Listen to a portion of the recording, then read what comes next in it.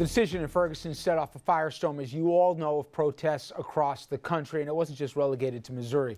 Protesters, they took to the streets in Chicago, D.C., Los Angeles. In fact, 183 people were arrested.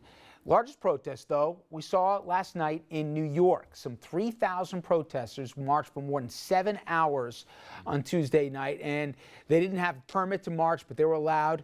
And they took the trek, you saw the West Side Highway, you know what I'm talking about. And at times they blocked the Lincoln Tunnel, FDR Drive, several bridges along the East River as well. Well, today in New York, in Harlem, in fact, Reverend Al Sharpton held a press conference at his headquarters for the families of not just Michael Brown, but also Eric Garner. Benjamin Crump, the attorney representing the Brown family, he got emotional when asked about the case and about the system, which he says has failed the black community again. And it's the same thing we see over and over again: vilify our children, but put the shooter of our children on a pedestal. And you scratch your head and say, why is this allowed over and over again? And it just gets troubling, because I know Leslie and Michael, they sat there and they watched parts of that interview, and you saw the tears come down their face, and they said, he killed our child, and as if he doesn't care about it. Even if it was, accident or whatever, you would expect him to say, well, my heart is heavy or my conscience is troubled. He didn't say that. Even when Leslie McSpadden said, I pray God have mercy on his soul. Now, we're going to transition this to New York, not just because it's in our backyard you're here, but you probably saw earlier in the week the commissioner, Bill Bratton of the NYPD here, a person at a protest in Manhattan threw fake blood at him. And there are also calls, certainly, that have intensified for his handling and what will happen in the A.K. Gurley case. That was the man who was killed at the housing complex in Brooklyn by that rookie cop that we spoke about before. But without a doubt, we've got, Jason, a situation in Staten Island where, caught on video, we all remember the Eric Garner case. For those not familiar, we'll show the clip again, but everybody's got an opinion already previously formulated. We've had Pat Lynch in the PBA saying, well, chokeholds are legal, and they're not. But in the aftermath of Ferguson, I'm sure you've talked with your colleagues from your office, the scrutiny, the attention, and the pressure on the Richmond County DA's office, it's got to be more intense than they've ever remembered. It's enormous. It's probably one of the biggest cases they've ever handled. And in the aftermath of last night, this city, protesters in the thousands gathering about an incident that happened many miles away. One can only imagine what's going to happen here if there is no indictment. There's also a lot of pressure from the police. Once again, we're dealing with a local office who deals every day with local police officers who... And if you could you just, for our audience, explain how Richmond County is a little bit different than if it was any of the other boroughs? You've got a lot of cops and a lot of firefighters who call Staten Island home. Donovan, your old boss here, there's obviously going to be pressures, and the makeup of a grand jury in Staten Island probably different than the makeup of a grand jury if this happened in Brooklyn or the Bronx or Queens or wherever. Very true. A lot of police officers call their home Staten Island. Staten Island's a very small community. I think there's about 50, 60 ADAs in Staten Island. They worked hand in hand with police officers every day. So it's challenging. It's an enormous challenge for that office, and there's an enormous amount of pressure on them from both sides. Do you have any idea, we talked before about how the district attorney handled it out in Missouri. Do you have any idea how Mr. Donovan's going to handle this case?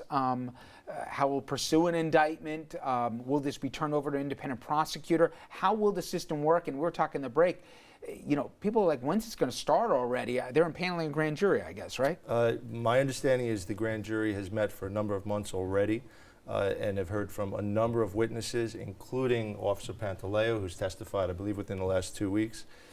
And he's handling it on his own, D.A. Donovan. He is not seeking a special prosecutor or any type of independent prosecutor. And it looks eerily like Ferguson, Missouri, in that it is a very extensive prosecution with many, many witnesses, which for some of us begs the question, why? With a videotape, with a medical examiner's report, why all this time? Why all these witnesses? I'm stating the obvious, guys. If there's no indictments out of this case here, and I'm not being inflammatory, you can only imagine the outrage, and we said this before, how Ferguson goes will impact other cop shootings, especially if we're talking about people in the minority community. It was not just relegated, some of the outrage, to Missouri. I'm sure at Police Plaza, this is topic one of conversation right now, what they've got to do.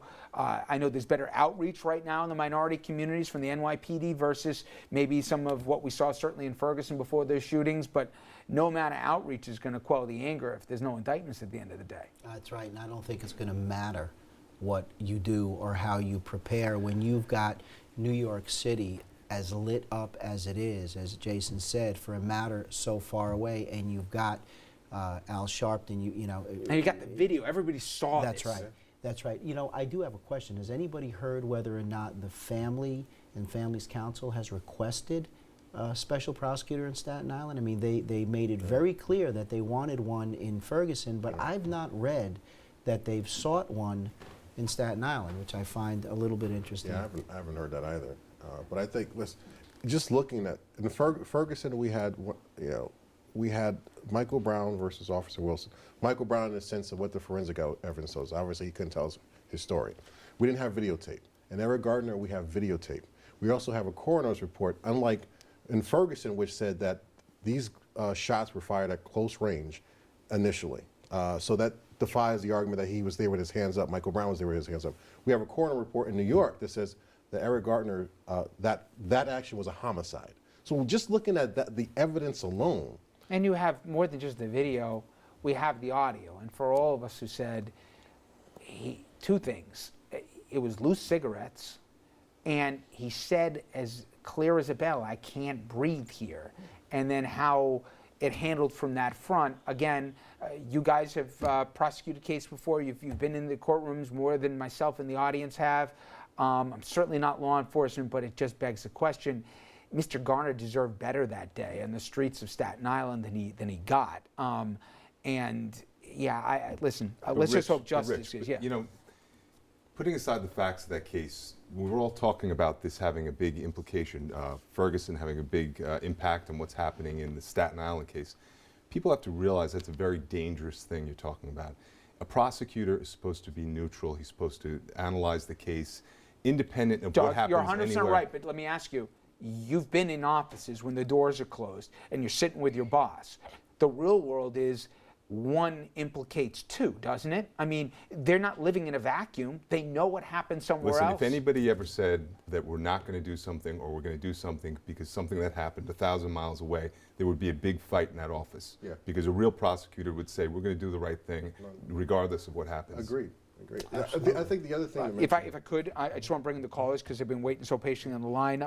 Dawood joins us from Brooklyn. Thank you for holding, Dawood. Go right ahead. You're on.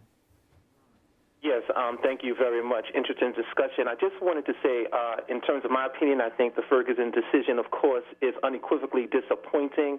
And the fact that this issue has catapulted into a national controversy and outrage, culminating in what we now see as an emergent national protest movement, is because there has been an unfortunate, tragic historical pattern of racist practices by the police departments in the United States. And it appears that whenever black males in particular are either shot or killed by police officers in a way that appears to be clearly unfair and unjust, they appear to always be able to get away with it without any real accountability by the judicial system. And it has come to a point where it's too ubiquitous, it's too pervasive and widespread that I think the people are saying enough is enough. It's a question of being able to still respect people's humanity. And so I think, it's disappointing, but hopefully out of this tragedy, sometimes there is an opportunity, and maybe the opportunity is for us to have some clear discussions that can lead to positive, Dawood, that's what thank you very much for your call, and that's kind of what we're trying to do with this platform. I want to get a lot of different voices here. Al in Somerset in Jersey. Al, you're on the line. Go ahead. Thank you. I think the decision was a good one. The unfortunate thing was the child was killed. But when I hear, I'm not a liberal. I'm kind of a senior citizen leaning to the right, and I hear liberals saying Police have to be redirected. They have to be retrained. What about retraining people? People have no respect for police. They just they say what they want, they do what they want, and the police are out there to help us all, everybody, white, black, Spanish. It doesn't make a difference. I have police in my family. I have a lot of friends of the cops, but I'm also some type of a street person. I know the streets, and I know what goes on, and it's an unfortunate thing, but we all have to learn to work together. We have to accept our own responsibility. If we do something, we have to expect the consequences.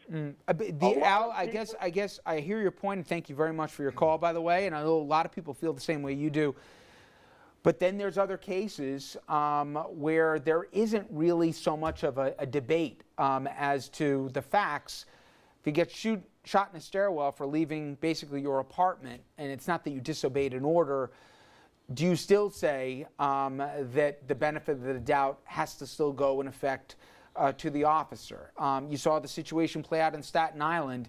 It's not that he went to have a fight with the cop, he resisted, but should that culminate in a death? I don't think it's always as simple as yes and no, or, pardon the pun, black and white. I think that there are shades of gray in this, and I think if we always could do the benefit of the doubt one way or the other, it's at our detriment. Finally, I want to really go quickly to Larry in New Jersey. Larry, you're on the line. Hello? Go ahead, Larry, really quick. Oh. Hello? Yeah, I got to turn down your TV really quick, Larry. Go ahead. All right. Hey, listen, I feel that the Officer Wilson could have very, very easily paused and then asked for backup before he encountered Mr. Brown, and waited till the backup got there. And with backup, he could have easily subdued Mr. Brown. You know what, though, Larry, if you read through the reporting, you go through, in effect, the minutes of this, we're talking something that culminated in a grand total of 2 minutes' time. Everyone's entitled to their own opinion about what did or didn't happen, but I don't believe he had the luxury of time that we believe he was afforded. Now, the question, and I think a fair one can be, after the initial encounter in the car, where apparently Mr. Brown reached into the car, threw hands at Officer Wilson, and he discharged his weapon, and then Brown backed away. At the point he got out of his car, could things have happened differently from that point? I think good and decent people can have a debate from there.